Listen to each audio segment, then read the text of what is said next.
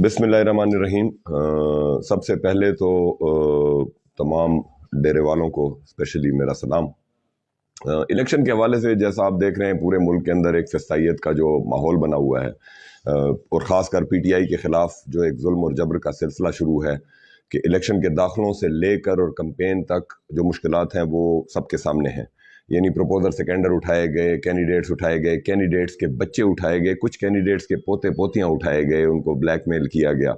ये आज तक तारीख़ में, पाकिस्तानी तारीख़ में कम अज़ कम ऐसा इलेक्शन नहीं हुआ और सारी दुनिया हमारा मजाक उड़ा रही है, हंस रही है हम पे कि ये किस किस्म का एक निज़ाम चल रहा है। जहाँ तक डेरा इस्माइल खान का ताल्लुक है, डेरा इस्माइल खान में भी आप देख लें तकरीबन FIR हैं फजूल की, नामालूम में डाल देते हैं, कभी किसी FIR में कभी किसी FIR में, और गरीब वर्करों को डालते हैं, उनको मारते हैं, उठा लेते हैं। नामालूम लोग आते हैं, उनको बगैर किसी वजह के उठा लेते हैं, 2-3 दिन मारते हैं, पीटते हैं, किसी पार्टी की टोपी उनको पहना के बिठा देते हैं और फिर ये एक्सपेक्ट करते हैं कि शायद इस तरह की हरकतों की वजह से ये लोग किसी लाडले को इलेक्शन जितवा लेंगे।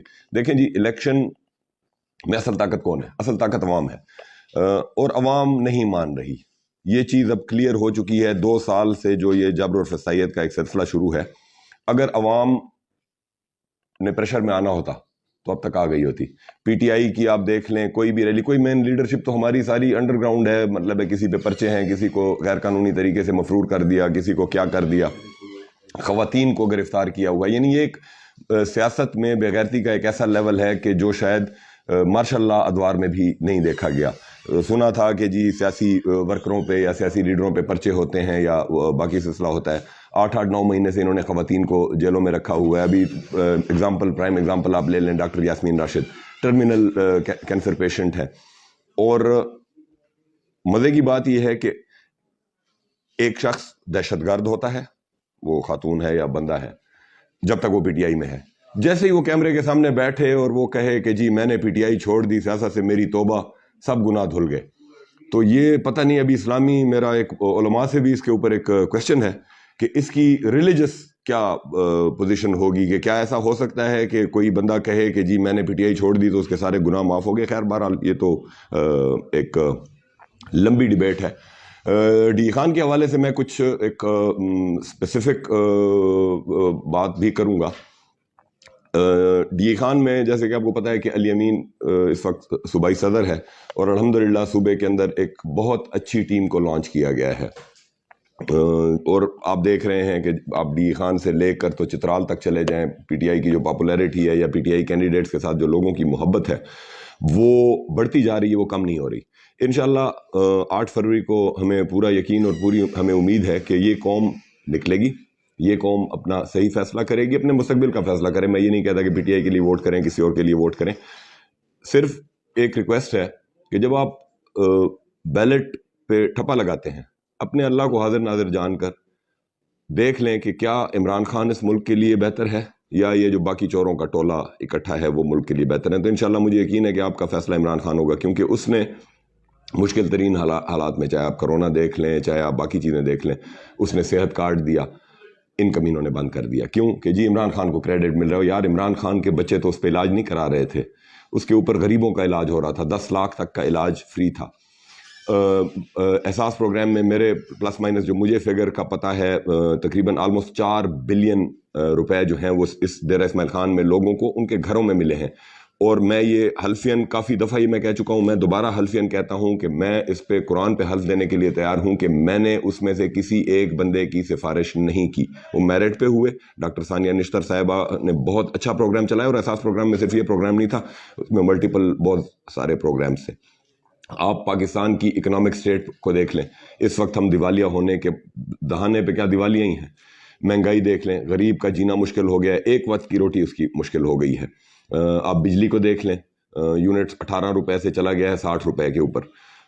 गैस को देख लें, 300-350% उसकी प्राइसेस बढ़ गई हैं। इंडस्ट्री आपकी शट डाउन हो गई है।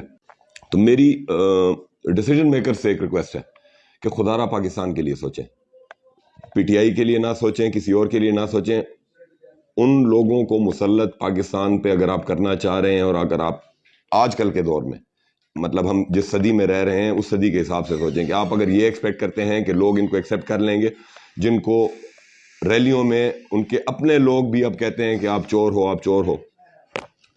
اسپیسیفکلی ڈی خان کے حوالے سے میں رات کو ایک انسیڈنٹ ہوا، وہ تو کافی راتوں سے رہا ہے، لیکن یہ ہے کہ رات کو وہ رنگے ہاتھوں پکڑے گئے. ڈیرہ اسماعیل خان کا ایک جمعیت علماء اسلام، اسلام کا نام بھی ان کے ساتھ لگانا میرے خیال میں تو اسلام کی ہی توہین ہے.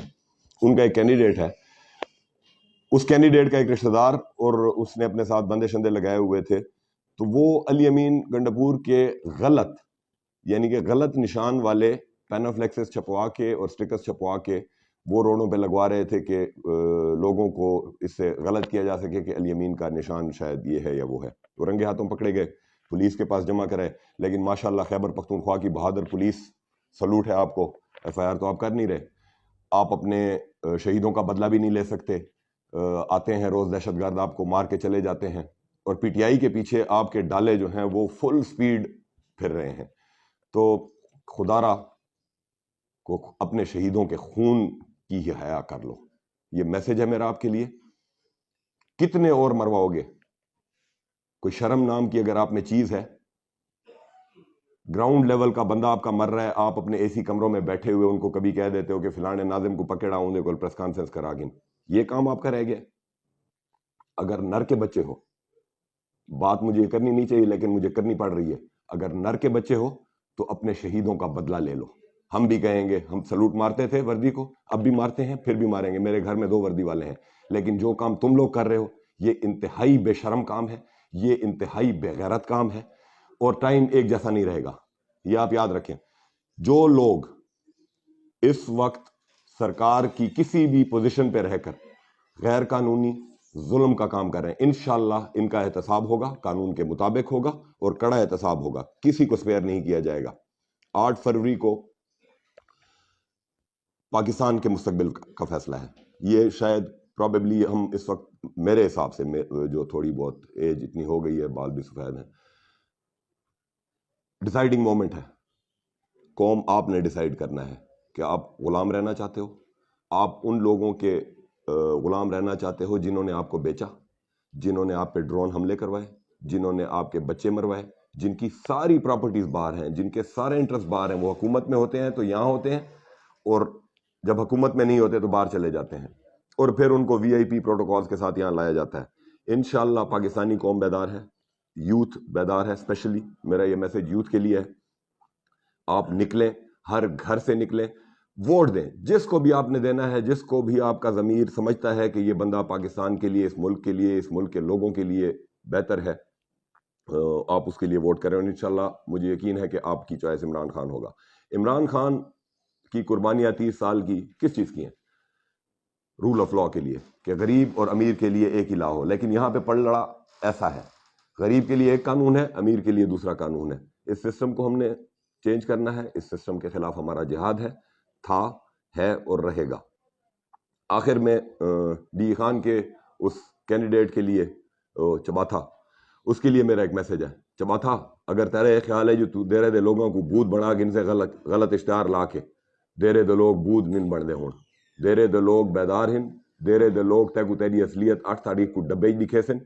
تے اے یاد رکھ، اے جڑے تو کام کرویندا ودا نا ورکراں کو چویندا ہے تے انہاں کو غلام پولیس، میں غلام پولیس اس واسطے آتا جو یہ ٹائم پولیس سیاسی بن چکی ہے. غلام پولیس دے تھرو انہاں کو تو چویندا ہے، انہاں کو ٹارچر کرویندا ہے، انہاں دے اوتے جیلی پرچے بنویندا ہے. بچہ تیرا حساب کرے سوں، تیں ہی تھیں دے رہے جرامنے، اسا ہی تھیں دے رہے جرامنے. تے ٹائم ہمیشہ ہک رنگ نہیں رہندا. کونک دا ودا ہے تو حالے تے پورا بھونکن ہی نہیں سیکھا. پہلے بھونکن سیکھ گن واتوں دے بعد بھونکیں. مکھ سوں تو تے اسا